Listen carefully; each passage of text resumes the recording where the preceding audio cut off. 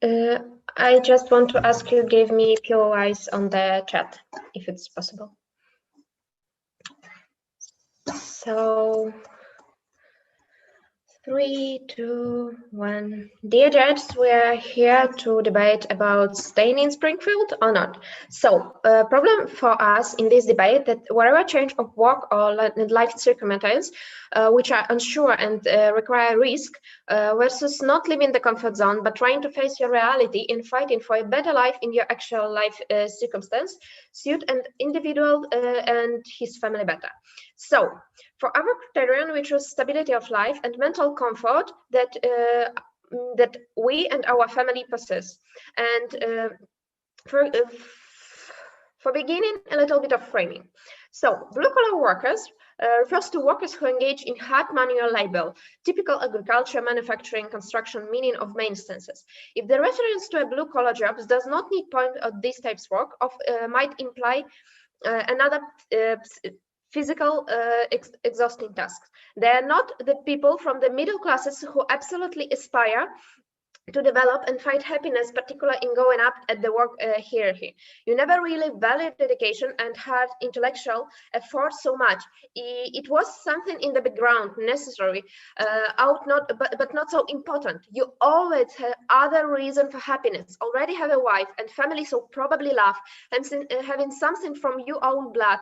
Friendships were the important things to you. As well, that makes you happy in your simple life is stability, that you are in the cycle, walk the streets, and are not disoriented. You probably have a flat or house of your own, furnished. Is it your safe space achievement that you are proud of?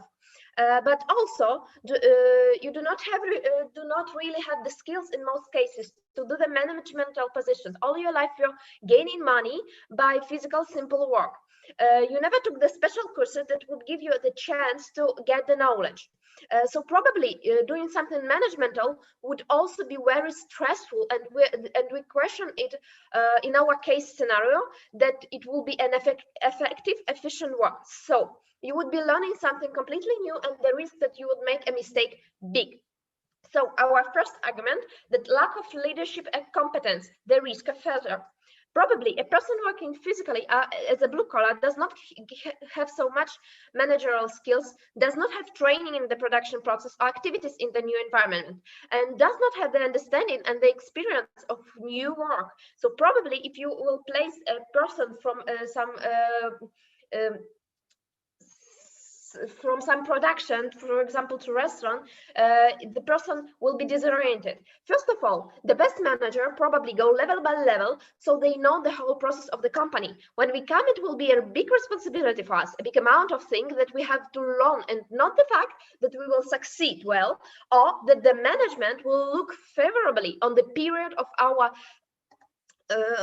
our education, which can last until the middle of the year. Secondly, the chance that we hold on to this job without competence, skill, and experience is small. But what is more, we may not be accepted by the team that works there, because probably someone has already climbed the ladder of career to become this manager. This is a person from within who has authority and background in this, because we start with a blank sheet like a tabula rasa, and we have to make our position completely from scratch.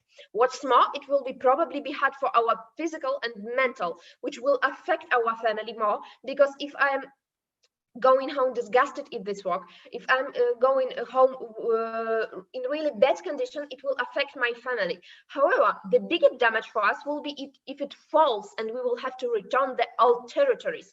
Despite the fact that we have already broken off contact with the former work, probably our wife also out her job. The worst thing is that we will meet with social stigma. And you are such a good guy, went there and what? And you are not good enough for that work. And we will meet this stigma everywhere in our old town. And the second construction is that loss of the known environment, consequences for wife and for children. Where you live, where you go to school, to shops, to talk to neighbors, and you live there, through the whole life you are working on to make friends, to start feeling accepted, being at the part of group. You work to fulfill the basic human needs that are at the bottom of Maslow pyramid. So have to be fulfilled in order for an individual to develop further and function normally and be happy. If we move to a different place, we change the school, we change the shop, we tend to lose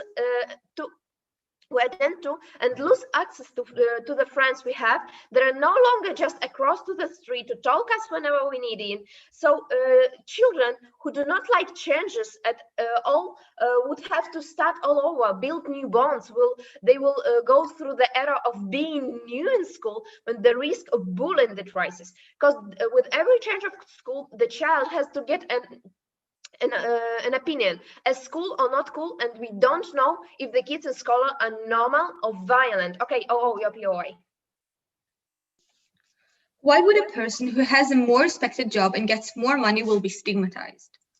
Okay, because if you are coming to a new society in this work and you have better position than people who were trying to gain this position for years, you will be stigmatized by them, by their friends, by their colleague at work. So they will hate you. They will tell them that it's not your position and you gain it by something about a good relationship with managers. So about children's more. Why it's so bad for a child? You are created by all the action take the place in your childhood, influence you as an adult. If something bad happens, it changes your self-esteem straight away, and then you have to work on rebuilding it for years.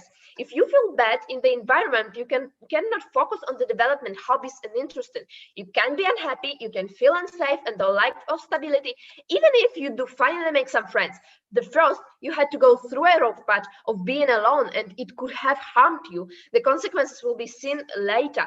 The second part, you will learn as a child that bonds between people can be broken. You can abandon people. This can have effect on your future relationship with people, that you will not fight for solving problems and keep relationship in space. The biggest problem will be for the child, because they have to leave school. They have to rebuild social relationship, which is very difficult for the child. Probably if you are blue collar workers, they don't have those things. They don't have iPhone. They don't have such super clothes, and they will be burdened. So what we gave you, the lack of relationship competence, risk of failure, and impacts on our wife and children. Thank you very much.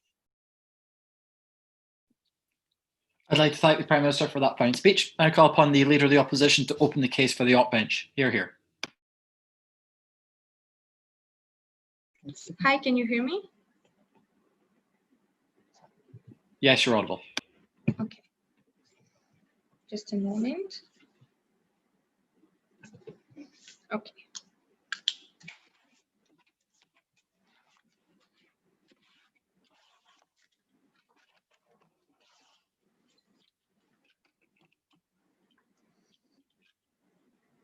I'm starting in 3, 2, 1. 3 points in my speech. All will explain why we get more happiness in our side of the house. First is about a better standard of living. Second is about self-fulfillment. And third is about making progress. Before that, framing and a few rebuttals. So let's look at the framing. Those people who are underpaid are working hard all of their life, and they are getting less than they're really supposed to. They're getting less than the average worker. They're expected to I'm expected with my wife to feed 3 kids, to take care of a baby, to do all those things when I'm underpaid. And I come from an undeveloped town. That means that there are many things that I don't have, that aren't accessible for me, like good education, like good after school activities for my kids, like attractions and things that bring me happiness, etc. So in our side of the house, if we move to this more developed city, we'll get more happiness. Now a few rebuttals to OG. First, they talk about stability, about you walk the streets, this is your city, and this is better, more stable. So we understand at first it is easy to get used to it. Like it may be hard in the first a few weeks, but later on in your life, you will get used to where you live. You will know the streets. You will learn and meet more neighbors and more people in your job. You can get used to it. If someone believes you can be a good manager, you probably also have good soft skills, good social interaction skills, etc. And we think that in the long term, this is something that is way more important and way better, because you will get more happiness, and because your life overall will be more stable in the long term, and with much longer impact. Now they talk about a house that you know that is yours, that you feel proud, and we think that you'll feel way prouder when you have more money, when you will live in a richer city, when you live in a house that is not small in an undeveloped town, and this is something that is more important. Now they talk about the fact that you don't have abilities to be a manager. So if I got opportunity, I am probably qualified enough, and I don't need to learn. We don't think that when you need to learn everything that managing students study in the university, you don't need to learn statistics in order to manage people and in order to talk with people. If your boss believed in you, that's probably important. So Maud will answer to the rest of my case, and I will move on to my points. So the first one is about a better standard of living. Why you get tomorrow a better standard of living, both for you and for your kids and wife, and why it brings more happiness. 6 reasons for that. First, tomorrow you'll have more money. You'll get significantly better pay, like the info slide said. Like it is likely if you live in a richer city and you have a better role in your job. You are in a managerial position, so it also means that you can move forward more, because more people know you, because you are already qualified, and you already and people already respect you, because you get more experience from being in a managerial position and not just being a simple worker. And that means if you have more money, you can buy more things and that are for your happiness. 2, you can buy, and that means 2, you can buy a bigger house, you can travel more. Those are things that are making your life more comfortable and more interesting. If it is living in a better house, if it is traveling and doing things that brings you happiness, that brings you interest. 3, it is a way to enjoy your holidays, specifically like all those times that you're out of your job, yet that you really want to enjoy the holidays. By traveling, by having attractions in your city that are accessible for you, it brings more happiness. 4, in a more developed city, we understand that because it's a rich city, people have money to spend, and therefore we have more shops there, we have more places when we can spend money and get things. That means attractions like movies and concerts and things that people do because they bring them happiness and because they want to do in their leisure time. But we also talk about, and this is the next point, about 5, about attractions for your kids. They will be happier, and because they'll have school activities that can develop them, they'll also have more self-fulfillment and more happiness for the kids. They can do things that are not just going to school. They can do things with their friends, etc. And 6, the last thing is the feeling you can buy whatever you want, because you couldn't until today. Until today, you were underpaid. You had 3 kids. When you are underpaid in an undeveloped city, that means that all your life you just trying to find a way to finish the month, to pay all your payments. And we think that this is the feeling that you can buy whatever you want, the feeling that all of the things that were inaccessible to you until today are accessible and are an option tomorrow, is a feeling that the world is open for you, that you have more options. Now, for my next point about self-fulfillment, before that, do I have a POI from CG? OG? CG. Yes. Engage with the comparative. Then mental disability and mental stress means that you're unlikely to overbalance the happiness that you gain from money, when the ultimate freedom you want from money is happiness. Thank you. We think that also when talking about the mental stress from your job, for example, even if you work harder, even if you have more responsibility, etc., we still don't think that means mental stress. We think that means that you're doing a job that in which you're actually fulfilling yourself. We think that in the opposite, when you're actually managing people, you're just not working hard all day and you're not trying to prove yourself all day because people already respect you. We think that's very important. Now, for my second point about self-fulfillment. So we think that what happens in government side is that I know I can be a manager because I got this option, and we think that I could do it, and I'm not choosing this opportunity even though I know I can do it. What does that mean? That means that I have that means that I know that I have an option, and I'm not fulfilling myself to the most part. But in our side of the house, you get more fulfillment. You can fulfill yourself. You know what is your potential, and you're doing everything to fulfill yourself, to live your life and do things that develop yourself. In addition, you will have more self-fulfillment of the kids and of the wife, because everyone have more opportunities, because the kids can get better education. All of things bring more happiness because you understand that you're doing the best you can with your life.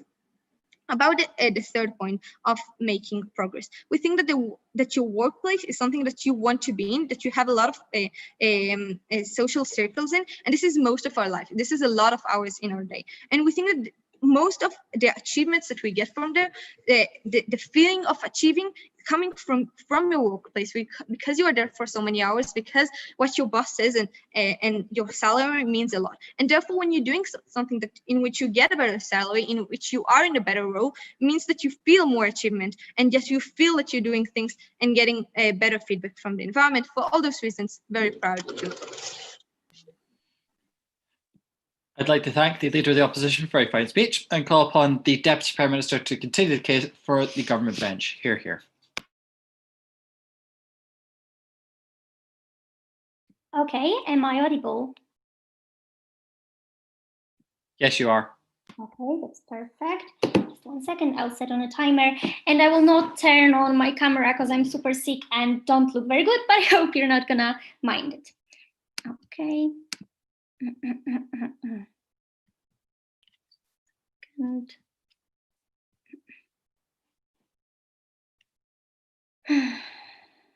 Okay.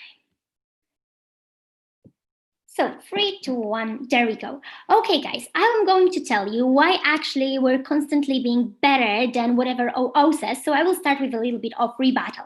Okay, so you ask us why would this person would be stigmatized? And Sandra responds to you that the people do not like to be ruled, to be given orders or instructions at all. They accept it out of necessity because otherwise working place could not be working properly. But then comes a person as us who has no real experience, was a blue-collar worker the whole life, and I'm supposed to obey to this person? No, no, no. As a co-worker, I do not feel comfortable. I do not feel fine. I am very angry that someone like this will manage me, and I do not know what makes it better. People do not respect me already, as Awo tries to say. Respect is something that I have to gain, especially in an absolutely new environment. So it is just the one person who believed in me after probably a good phone call talk or vis-a-vis 15 minutes meetup if I applied for the job.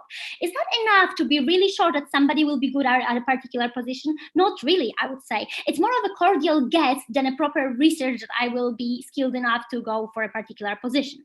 You also said that I probably have good soft skills. Well, it's not enough to find friendship and to fulfill the duties having good soft skills. Honestly, as debatants, we theoretically have amazing soft skills and speaking skills, but it does not mean we will be spectacular in everything we do. If I do not have the knowledge, I will make a mistake sooner or later. The risk is there. I can take advice of others constantly, or I can study, but if I have no qualifications, even if I do something good, I'm super stressed all the time. And that is the problem. That's what Sandra proves to you, that we don't have the qualifications for this position, and the risk that comes with in taking it is just enormous. Okay, you were also saying that as OO, that we're gonna have more money.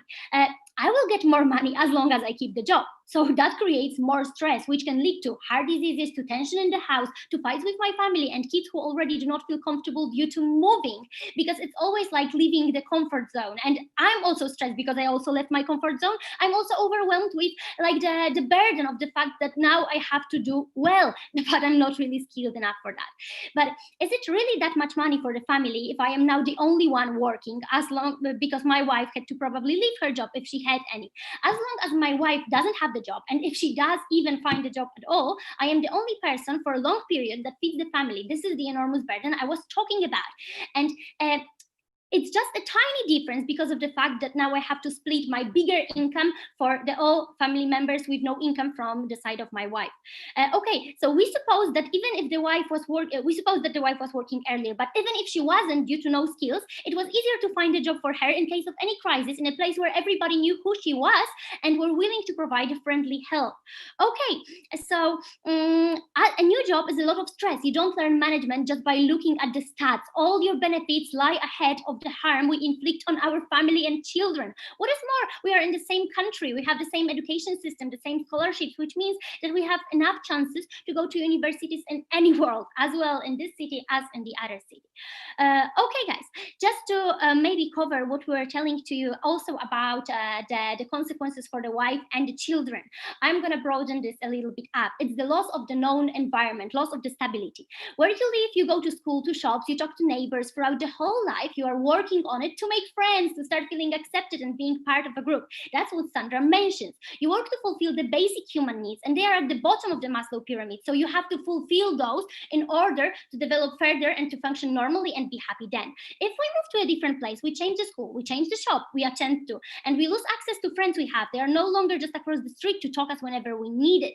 So come on, the children who already are a group that doesn't like changes, we don't like changes as well, but they are technically even more vulnerable than we are, would have to start all over, build new bonds. They will go through the era of being new at school, with new risk of bullying that rises, because with every change of school, the kid has to get an opinion as cool or not cool, and we don't know if the kids in school are normal or violent. So the risk is big, and the responsibility on the child is big, and the stress of the child is big. Okay, are there any POIs? Wait, I'm gonna change. Yeah. So okay, come on. in the last 10 years, you have been living the same day over and over again. You work at the same dead-end boring job, hang with the same loser friends. Your life is basically hell. Okay, thank you very much. I get it, and I'm just going to tell you why is it so good. What do we tell you in our framing is that the fact we as blue-collar workers, they are people from the middle class who absolutely not aspire to develop and find happiness, particularly in going up in the work hierarchy. We never really valued education and hard intellectual effort so much. It was something in the background, necessary but not so important. And what am I saying in a response to your POI is the fact that what mattered for me were other reasons for happiness, like having a wife, a family, having just a flat that I can furnish by myself, and feeling stable. Feeling stable is something that I really value. I don't give I'm not really interested in changing it, because the stability was something that was enough for me for a really, really long time, that I have around the circles I know, I walk the streets I know, and I'm not disoriented. Also, that's just something that is very crucial to this group of people. But also, in this case, even if I decided that I want to change, I can do it, but not leaving my comfort zone. This is our alternative, that maybe if I'm living in a city that is not developed, that maybe if I'm underpaid, I can still remain in my comfort zone, with my family being happier, with my wife being happier, because nothing has to change, without all the costs of changing the flat, of changing the place of living. And I probably don't have that much money if I'm underpaid, so I need to spend the money on my crucial needs instead of just moving to another place.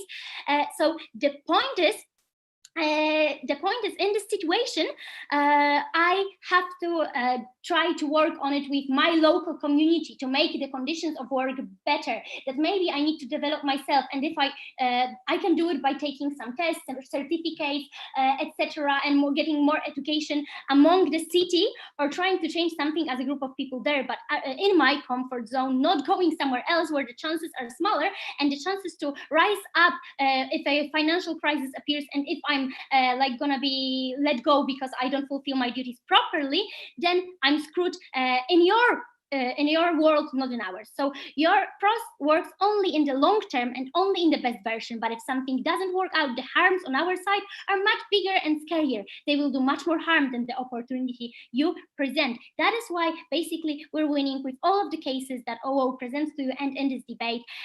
So the most important thing is the stability of life and mental comfort that you and your family possesses on our side. Thank you very much.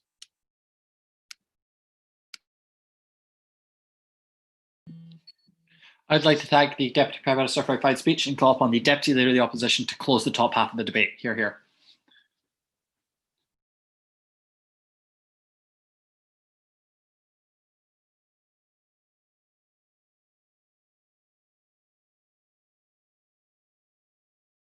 Can you guys hear me? Yes, you're audible.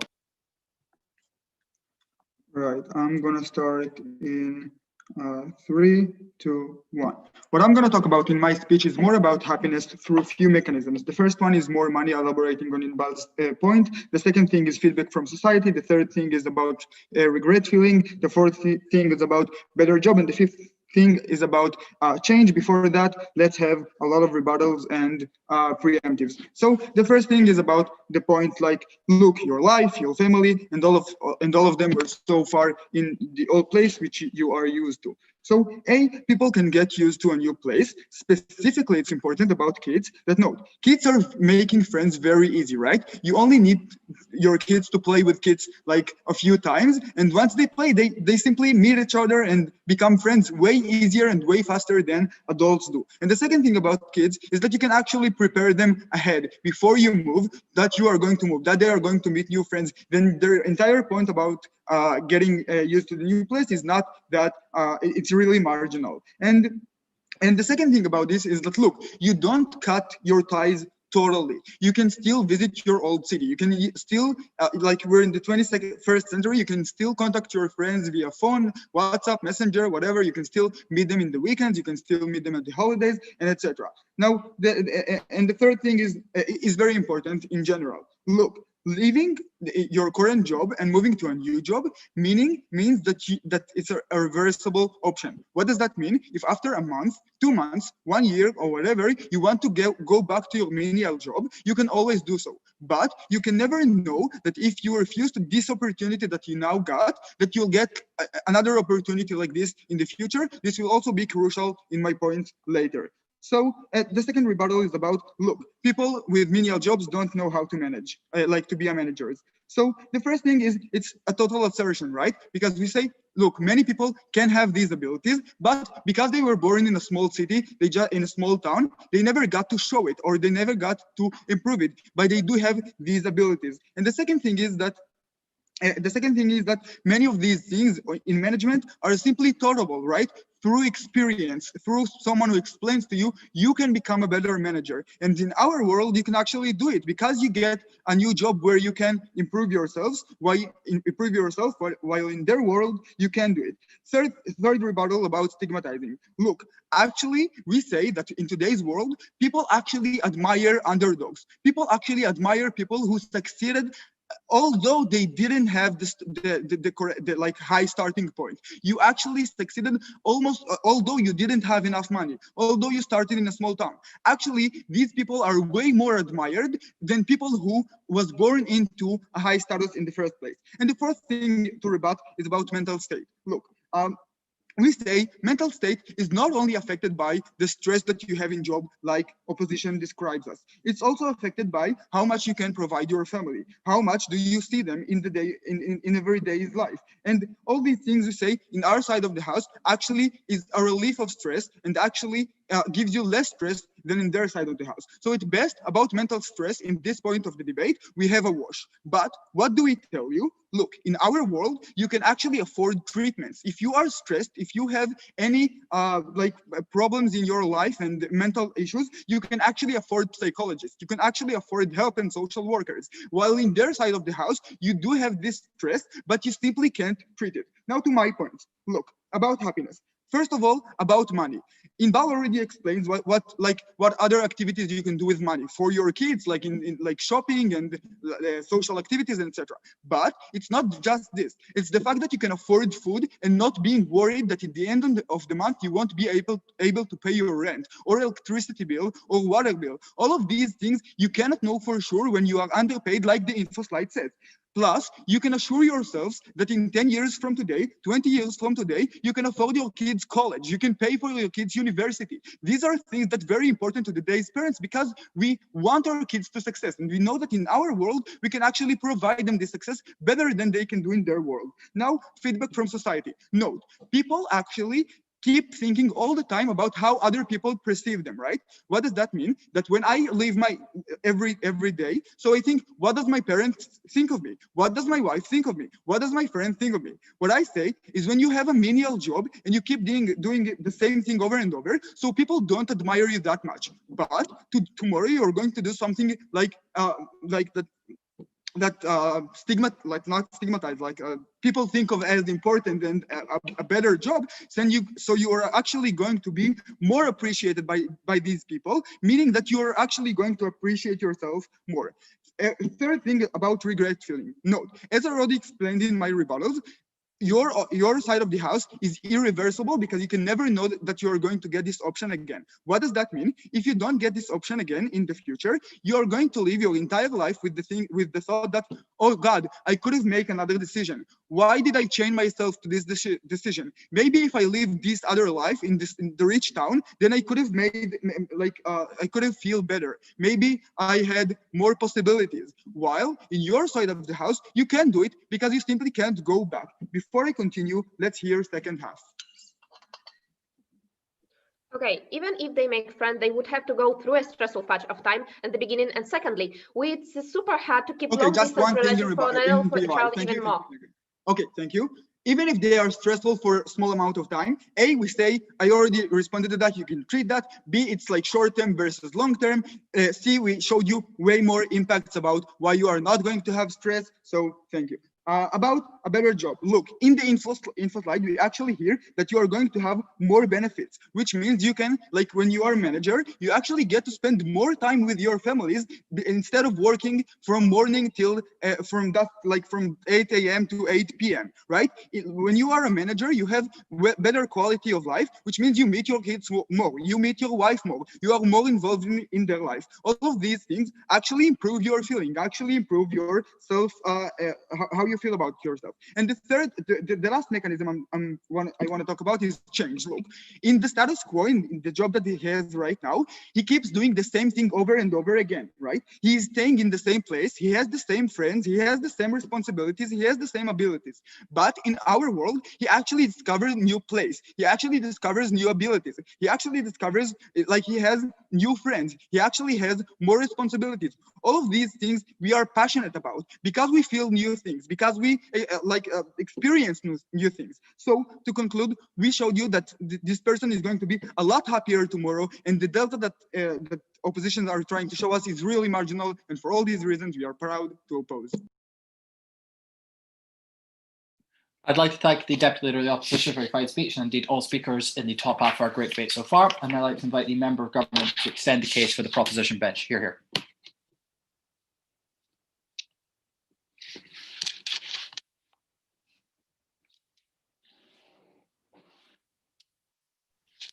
All right. Sorry. Set up.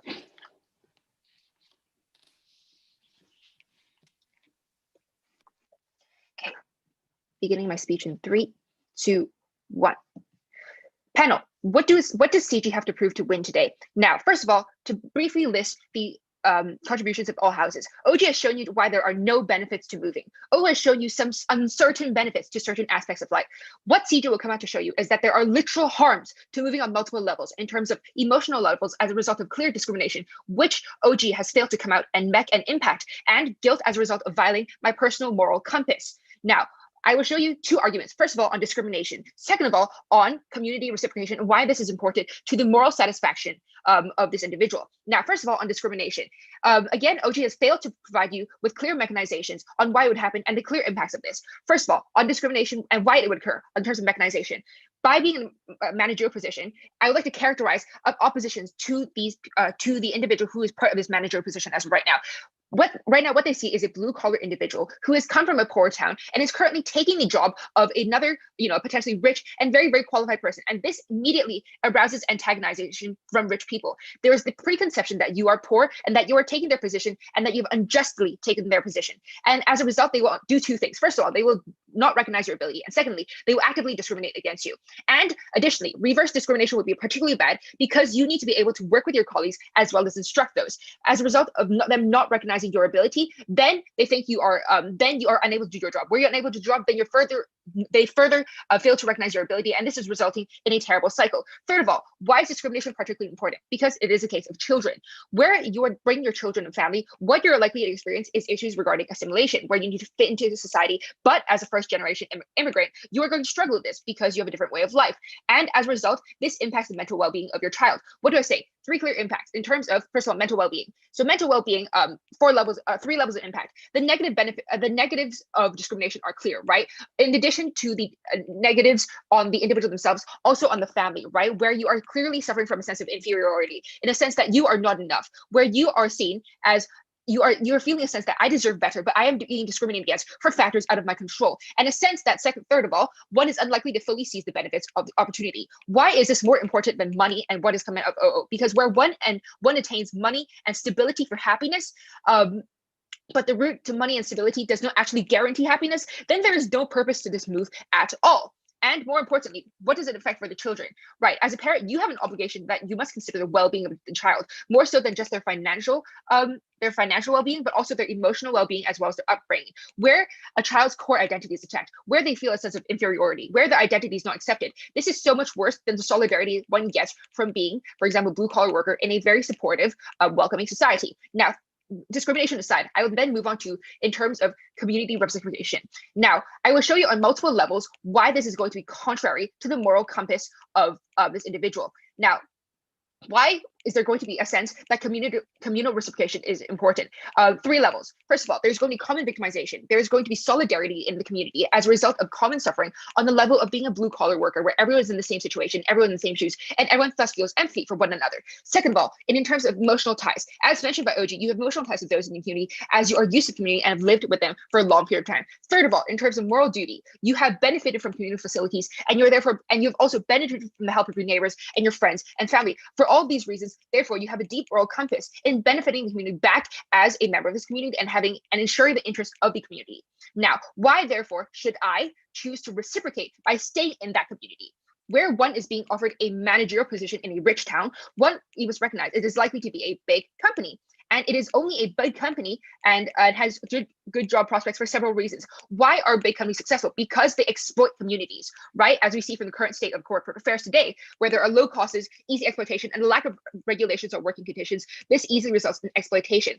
In terms of what type of exploitation? In terms of labor, in terms of land, environment, and pollution. And also, even if they do not engage in exploitation and use the land and use those people, they do not actually reciprocate to the community and are very negligent in terms of their treatment of those communities. Why is this important and why is this relevant to this motion in terms of the relationship between Cyprus Creek and Springfield? Because larger corporations, which we see in Springfield, because it's part of a rich business town, these larger corporations are going to participate in the oppression of underdeveloped towns and blue-collar workers, where this is likely the case, again, due to the mechanism that I showed you, and due to the proximity between Springfield and Cyprus Creek, this is likely to exist, where companies in Springfield are participating in the oppression of those in Cyprus Creek. Those in Cyprus Creek are participating in the oppression of those in Springfield. And where you take a job, where you take on that managerial position, you participate in the decision-making where they participate in exploitation of the town and its resources. If you take the job, what you are doing is conceding and agreeing to that exploitation and participating in it. And even if this person agrees and profits, they'll be profiting off at the exploitation of the original community. This is morally wrong to them, and they are going to feel a sense of guilt. Why is that? This is particularly important because of their moral compass and their deep ties to the community, which means that they're disincentivized to take that job. And even if they send money back, even if this is not going to be enough in terms of communal reciprocation. Why is that? Because first of all, money does not actually contribute to improving the lifestyle of the community. On second level, because you are likely to contribute more as a blue-collar worker, and you are likely to recognize that, right? When you are part of the community, you are aware of the inadequacies within the community and can work on the ground level to actually fix those. Yes, PI accepted from OO. Yes, look, you are saying that these people are going to be immigrants, but the info slide literally say you are moving across a town richer in the same country. Yes, thank you. Right, yeah. So yes, I apologize for my use of language, and then you're not exactly going to be an immigrant. What you were doing is moving from one place to another. All those harms continue to exist, where you're adjusting from one community to another. All these harms continue to exist. I'm not sure why this is entirely relevant. Again, going back to my point about being a blue-collar worker and why this is likely to help you contribute more, right? Where you're aware of the inadequacies within the community and actually work on the ground level to actually fix those inadequacies. This is much more better than, and you are going to recognize that money itself, because contribution by being a blue-collar worker within that community is more than just monetary. You're first of all contributing as a blue-collar worker, and second of all, you're working at the ground level to participate in things such as votings and meetings, town councils, etc. And this is much more tangible and important change than just sending money over. And even if you do not accept our argument in terms of the participation and exploitation, it is still morally wrong to contribute to the issue of brain drain.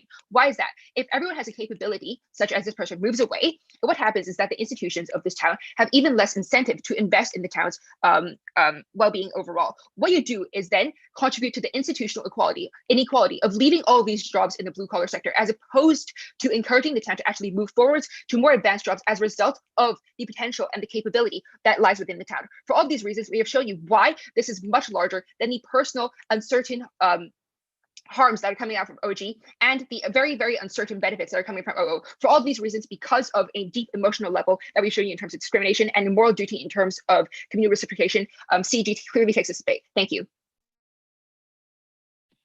I'd like to thank the Member of Government for a fine speech. I call upon the Member of the Opposition to extend the case for the op bench. Hear, hear.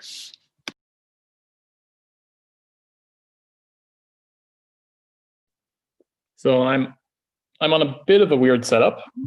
Please let me know if you can hear me. Yep, you're audible. That's great. Glad to hear. Just one moment. I will set up my notes and a timer. So timer's over here. And 3, 2, 1. Winston Churchill once said, "If you are going through hell, keep going." We will show that Homer's life in Springfield is one of suffering, one of feeling that there is no way out and that there is no future for himself and his kids and the rest of his kins. This is a psychological state of hell, and that is why he must accept this opportunity to leave. Our strategy to win here is to extend on OO, whereas OO discussed basic needs being fulfilled, like the standard of living. We agree that money is something that will help their happiness, and expensive holidays and hotels are nice, but the delta there is marginal. And they also talk about the idea of fulfillment. We will analyze this as a perspective debate and explain why in Homer's mind, in his psychological state, life and continued living in Springfield is equivalent to hell on earth. And in addition to this, the fear of missing out means a future of even greater suffering that he will always experience. A few points of rebuttal, then my 1 point on why Homer's life is a living hell in Springfield. So, rebuttal to both OG and CG. We hear from, well, I'll start with CG. CG give us 2 main cases. One of there's going to be discrimination, and the second of solidarity that they feel in Springfield. Well, to the discrimination case, a couple responses. Cities tend to be multicultural and liberal. The idea that there is hate for blue-collar workers, for the poor in the cities, doesn't make sense in a liberal environment. Many of the people in those cities are immigrants that don't even speak the language. When we talk about Homer and his family going over there, then they're speaking the language. They have a lot more in common with the people around there. It doesn't make sense that they'll suffer discrimination. Thirdly, it's also likely that a new manager in a new position is going to be intro respectful in a respectful way. That's just how business works. They're going to send an email to everyone or tell everyone, hey, Homer is a very talented individual and he will do a great job as your manager. It doesn't make sense that people are going to hate him from the outset. Secondly, on the point of solidarity, like seeing people without opportunity around you who are suffering around you isn't helpful when you are dreaming of a better life. They just can't help you get out of that state. If I have time later, I'll talk about OG as well. So why is Homer's life in Springfield a living hell? Well, what is a modern day hell on earth? It is a psychological state. It's an understanding, A, that you don't have any future, B, that each and every day is the same, C, that all the people around you are stuck in this tiny town and suffering the same kind of manual labor just like you are, and finally, that your children, your kin, your future generations are all going to suffer the same thing, that there is no way out. Few reasons for why Springfield is that for Homer, why it's a modern day hell on earth for Homer. Well, firstly, he is suffering the difficulties of physical labor, of having a manager that doesn't respect him, that yells at him, that tells him he needs to work harder and longer hours, and having no ability to decide for himself or any autonomy over his work. Therefore, that causes him to suffer. Secondly, the repetitive life that you have in a small town. There isn't much diversity of experience in a small town. Not you go to the same bar, go to the same restaurant, go to the same thing, and drive the same shitty car all day. That same routine is something that causes suffering. Thirdly, you don't see the light at the end of the tunnel. You don't have any hope, no idea of an end to this suffering. The fact that I can't dream of a better future means that the suffering that I'm feeling at the moment right now is even greater. It enhances it even further. Fourthly, seeing my children going in the same direction, seeing them suffer from the low social status because there is no education, or the education is pretty shitty in Springfield, and the job opportunities are pretty much the same, blue-collar jobs. Seeing that all the future generations are going to suffer the exact same thing means I am suffering as well, because I care about my children, I care about bringing them forward in the world. And finally, the family will have difficulties as well. The people in my family are going to have difficulties because being in an underdeveloped place like Springfield means you have bad infrastructure. infrastructure and bad surroundings. You've got a shitty house and shitty neighborhood with sewage and smells of the surrounding, in addition to having bad education and bad doctors and health and people to surround you and help you when you have difficulties. This is something that causes immense suffering when we're talking about health issues and just not being able to succeed as much in the job market and such. Why is the alternative of a city life better? Because first of all, you have that thing of better infrastructure, better health, and better education. Secondly, you have a better job market and a better job there because you know that you're going to go into a managerial position where you have more respect, more money, and that kind of thing. Thirdly, more people and more opportunities, more people in general just means I have more opportunities to find people that are like me, more people that can be my friends. That is the same for my children and for my wife, because having a lot of people in one place means that the likelihood that I'll find someone with the same interests and the same things that I like is much greater. Fourthly, it means that my children are going to have a better future. I can see an end to this endless cycle that I have in Springfield. I know that they're going to have a better experience than I have. Fifthly, we have a bigger diversity of experience, lots of different bars, lots of different restaurants, lots of different neighborhoods in that city that I can go to and experience, lots of different parks that I can go to. And lastly, and most importantly, psychologically, the grass is always greener. We as human beings, we tend to idealize the unknown, idealize the decisions and the leaps that we hadn't taken. This means that even if the life in the city isn't better, it means that Homer doesn't accept, if he doesn't accept this opportunity, he will always feel like he missed out on this. He will have that fear of missing out, something that is going to be with him forever and ever and ever. Now, even if the family doesn't want to move, even if his wife and children are all fine and happy with the stability that they have in the place that they currently are in, Homer is the one that wants to change. This is a perspective debate. Homer will be a shitty father because he is unhappy, because he doesn't have the energy to teach his kids or to love or to care for them after a difficult day on his blue-collar job. He will treat them with anger because he is tired from work whenever they go to him and ask for help. He will know that he is the bad father, and that will cause him even more suffering and even more psychological harm. Note that even if the family doesn't want to move, they can't know what's good for them. People don't know what the future holds, and they don't know how to assess correctly what the future will hold for them. Let's weigh this against other impacts that we got in this debate. First of all, nothing is as bad as being in hell. Homer must strive to leave this hell. It is worth it, even if it is only a psychological feeling for him, because psychologically is feeling shitty and feeling like you're in hell, in a psychological state of hell, is enough for suffering to happen.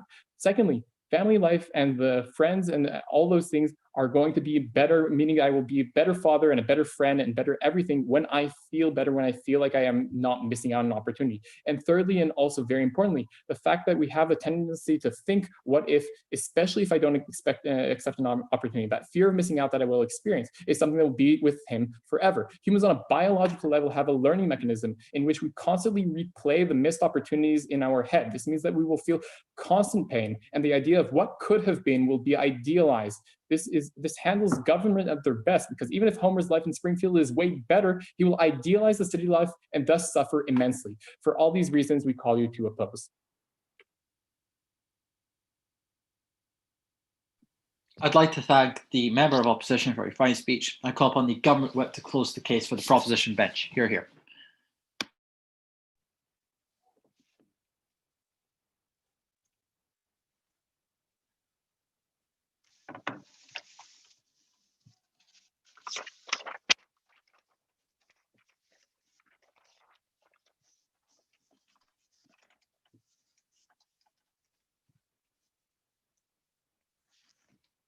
Panel, I think it's very clear that we win from this debate when we were the exclusive house that proves to you the missing holes in OG's case about happiness, when we're the only house who tells you the massive impact that you're able to contribute back to the community, and that you have the incentive to do so because you have the cultural roots. There's no response from any substantiation from like CO. And we believe like all the benefits that CO gave were largely derivative of OO, and they added marginal impacts. So let's move on to today's debate by taking out each house separately. So first, let's look at what OO gave you. In the crux of OO's case, OO told you one idea. Happiness means material well-being and stability, which we refute this false premise, right? They gave you multiple layers of analysis. First, they told you that money equals happiness because you are free to purchase goods, enjoy holidays, and get different material beings. 3 layers of analysis. Firstly, note that yes, we acknowledge that money brings a certain degree of happiness, but this debate is about a comparative about whether you get more happiness from mental or psychological well-being or money, right? We think that we win on this comparative out of Terence substantive. We told you that material well-being only gives you comfort, as in you get a better house, better food, better holidays. You get physical comfort. That is why it makes you mentally more relaxed. That is how they get happiness on their side of the house. But however, the trade-off on our side of the house is immense mental distress. OG only gave you the marginal analysis that you're going to get stressed.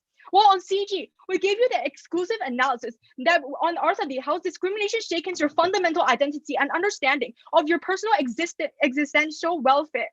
It shakens your personal understanding of your own existential value and identity as a person when you see that, hey, even if I take stress, I deal with stress, I am capable of doing a lot of things, I earn my managerial position, I have input and output in my work, even if I do all those constructive things, I am still unable to get recognition from people around me. This shakens my fundamental identity as a person, that, hey, am I inherently a person who is so inferior that I do not deserve respect as long as like, even if I do so many things? This shakens your fundamental identity and self-worth as a person. And we think that this intrinsic mental stress is so much bigger and outweighs all the comforts that O brings you. But also, we see that on the idea O gives you about how money buys you freedom and this gives you happiness, right? We also refute that. This comes in the same analysis. Even if I have the freedom, I have so much money to spend on whatever I like, then I perceive myself as superior because I have all this money. But this superiority is contradicted by the reality that, hey, I don't even gain the basic respect as a person. I don't even gain a basic respect as a person who gained by my own ability the managerial position in this new city. I'll teach you later. We see that this idea of fundamental shaking your identity, even if you have the freedom to spend money, it's so detrimental that it outweighs all the benefits that O brings you up, right? Secondly, then O gives you this very interesting idea that you're likely to get psychologists, even you're mentally stressed. We think that psychologists are highly unlikely to help you with reconstruction of self-identity. And even if they are to do so, we think we are unlikely to be able to find them because we don't have the incentive to do so, given that our self-worth is so fundamentally shaken. We don't see that we have any value to seek help. But thirdly, they gave you this idea that we don't have to be, that they're mentally well off on opposition bench, because now that we don't have to stress about our next meal, we don't have to stress about money, right? Two responses. Firstly, note that this idea of like mental stress is only mere dissatisfaction of the current situation, where I'm dissatisfied that I have so little to eat, I have to eat inferior food, right? Comparing this to our idea of mental distress, where we give you internal fundamental shaking of your self-identity that is marginal. But secondly, Karen also gave you this exclusive extension about how we have this idea that I am contributing to my community as a blue-collar worker when I actively help take up like daily functioning jobs, when I actively help, for example, contribute to local community projects. We say this self-fulfillment from contributing to my community outweighs these mental distress, right? Also, even if we're very stressed about money, we say this is when solidarity comes in. There's a common suffering between my family, where my wife, my children knows that, hey, it's not my fault, it's but because of the city's fault that I'm not getting enough money, right? That is why we believe that this is likely to see that the common suffering of family means solidarity and hence better mental well-being. We also see that when you see your neighborhoods, the people living around you, it's also so mentally stressed. We see that this lack of comparison, where you don't have one person very rich and you're very poor, this lack of comparison just downplays the idea of mental distress. We also see when you see your neighbor suffering, you have more an incentive, or you have more of a guilt when you're the only one who profits off by flying away to a very far country. Yes, I'll take OO. Look, the differences between different towns in the same country is marginal. You speak the same language, have the same ethnicity and religion. The discrimination and the identity crisis that you describe are none too small to none. I think it's very interesting when OO just thinks that discrimination happens in different languages and culture. First, we refute the premise that between different cities, there's a large impact, right? We say that there's like impoverished areas in America, there's like downtowns, where there's also cities like, for example, New York, right? In China, there's difference between Beijing and Guizhou, where people at Guizhou are literally starving and living in mountains, right? So we don't see how that premise actually stands. But we gave you all this idea of reverse discrimination, where it's not about culture. It's about the place where people don't recognize you because you come from an inferior place. You take their jobs because you're a manager. You have to command them. They don't want to listen to your command. They ignored all these chains of reverse discrimination. But let's move on to the other idea, where both opposition benches gave you the idea of regret of not going there, right? Three responses. Firstly, we're not likely to regret in the first place because we feel that we're contributing to our community. Even if it's not the optimal place, we see that we're satisfied with what we're having right now. That's what we're not likely to regret. But even if, let's take both opposition bands at their very best, why do they still fail, right? likely you're going to get another offer from another company if you're that capable of landing a job offer in the first place, right? Even if they don't come to you automatically, you file your application to other big companies in other cities, you're still likely to get it. So regret doesn't exist because it's reversible. But secondly, note that there's the idea, like even if there's regret, even if we cannot reverse it, there's this idea of realization of priority through pain and regret. So even if we wash everything clean, assuming opposition gains everything, that it's better on those cities, the idea of regret means you made the wrong decision and you learn from this regret to make better decisions in the future when you have the chance to do so. That is why regret fails. So let's move on to tackle the most of like closing opposition case, which is largely derivative and minimal. So they told the idea about discrimination doesn't exist because it's liberal and diverse. Two things. Firstly, the existence of different people doesn't mean there's no discrimination. Note that in the USA, a lot of people, different people, for example, African Americans, Latinos, white people, a lot of people exist, right? But it's still discrimination. It's very still discriminatory country because the existence of different people doesn't mean that there's no discrimination, but it just paves the ground for discrimination when you have different people existing. But secondly, they told you that manager is going to get automatic respect by position. This is not true. If that is true, then you're not going to be dissatisfied by your boss anyways, right? We gave you layers of substantial analysis about how you're likely to feel inferior and discriminated because you land on this position, no response to that.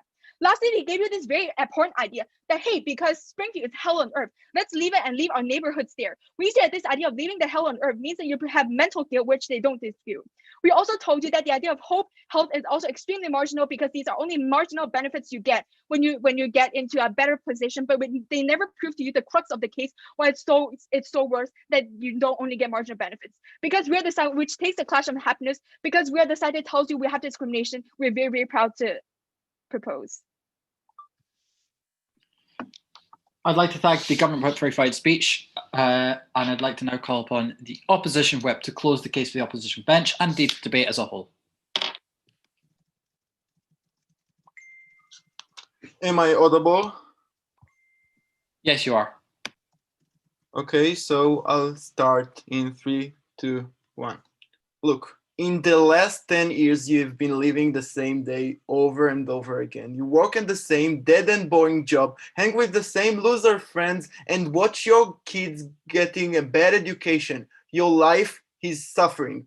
Our stance in this debate is defining and showing why this repetitive suffering is basically hell. Why this repetitive suffering is your major incentive to escape. It's way above all other things that were said in this debate because you just want to get out of there no matter what it takes, no matter what is the consequences. So far, you haven't had the chance to leave Springfield. So far, it has been impossible for you to escape from this hell. Now you got in this church, you have to do it, no matter the consequences, no matter what the communicational consequences, and no matter how your family gonna feel like, because you are suffering.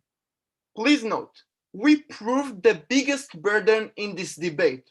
We show repetitive suffering. At the point in this debate, when we showed a lot of suffering and got zero rebuttals from closing opposition and weight our impact above their impact, which is suffering much more important than happiness, and we win them by far. They only addressed our case in the last 10 seconds when they show, oh, we showed they have hope. But we don't think Homer has hope because, as they say, he is in a dead end position. He's nothing to look forward to. He's watching his kids and dreaming, falling apart. He does not have hope. They did. Our case still stands. We think we win them by far. Okay, so I would like two clashes. When will Homer will be happier, and will he be capable of managing this new team? Okay. So I would like to do a little bit of rebuttals to CG. Okay, so their main idea, I will, please write in the chat.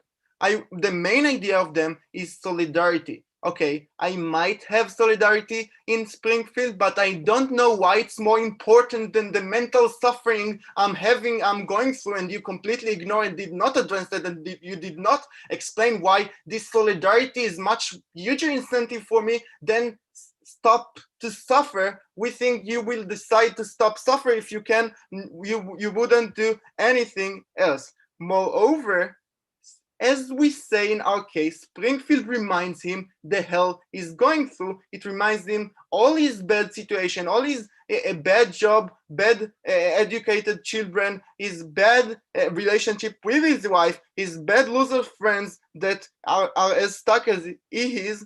So he will be probably want to end this suffer. And about discrimination, my partner says it's unlikely. He gives you a rebuttal and you ignore his rebuttal. He says that it's unlikely because they are probably more liberal and they want to have a social mobility with other places and they will accept them. But even if the case, and even if you are right, we showed suffer. We show suffer. So let's go into rebuilding. Our point stands that Homer lives in hell. He is the equivalent of suffering animal that will do anything in its powers to escape from this nightmare. Look, my partner basically defines hell, a misery that happens repetitively forever without the ability or the power to escape. And he shows why this is hell. Why this is hell? Because every day is suffering. When you go to work, you suffer doing the same boring job you does not like. No one in this debate showed why he might like this job because they just assume he doesn't. It sounds a bad job. It's blue-collar job. You're doing the same thing for over and over again. You don't have any brain activity. When you look at your children, they know they will turn out to be as bad adult as you are. When you see the same friends you didn't necessarily pick because there are lack of adults in this small town, you have to have those friends you hate. Ned, you don't want to be his friend, and he's continue to pick on you, and you continue to suffer. It reminds everything you do, any interaction you have in Springfield reminds you that you are stuck, reminds you that you are inability to pick your life course, remind you that you are not happy. Look, I would like to have a weight, suffering versus happiness, because as basic human being, one of our most basic need is not to suffer. And why suffer is more important than happiness? Because it comes first. You can't be happy while suffering, but you cannot to suffer while not being happy. It's the basic requirement before you can be happy. All the team in this debate tried to prove why it will be happier on the one side or the other side of the motion, but we showed why under their side of the motion he suffers, which means that suffers is much more important than happiness. We think we should win this debate. Yeah, I'll take opening. Okay, even if it's all benefits not on our side, there is a risk that it won't work out, and it's the risk that's holding us back because it's taken away the sense of stability that we developed over the last years. And you are not suffer at your work now. Thank you. Stability. Let's talk about the stability. They try to claim that doing the same stuff over and over again is basically a good thing for weird reason I don't know, but our case handles it very well because in his case stability is hell. OG just assumes having the same stable life means happiness. They say that you have your wife and children and your house, but they all remind you the hell you are living for. They all remind you are a loser. They all remind you can't provide for them. They all remind you are a bad person, a bad adult, and failed the life. Let's talk about OO, because OO gives reason for happiness, but we give reason for suffering. We show why under their side it's suffering. So we are not prone to mitigation by gov teams to show that they might not suffer. They might have some other reason to be happy on our side. But because we show that suffering is more important than being happy, to stop suffering is the hugest incentive for Homer in this debate. It's how you should take these chances. We don't care what happens. We don't care what are the consequences. He might fail, but he will do anything he can, even if he fails, to escape this suffering. We call you to oppose. Thank you. I'd like to thank the opposition for a fine speech and indeed all speakers for a great debate. Congrats again on all making it this far.